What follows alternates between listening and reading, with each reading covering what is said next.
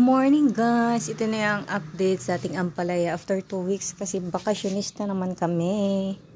Mag-start siyang mamulaklak at pumunta na to doon. Ay Diyos ko, anong nangyari dito? Tignan nyo, oh. Nag-iba ng landas. At ito pa. Diba? Kasi nga wala kami dito. 2 weeks at ito namatay. Hindi kasi parang hindi ito na buhusan ng tubig ng ilang days. And then malaki na yung ko. Lemon zero. May basil pala ko dito. Medyo gumanda na siya. Ay, ito na yung sili ko. Oh. Lumaki na. So, yun lang guys. So, diba? Ano naman gagawin ko? Zero. I-arrange ko yan.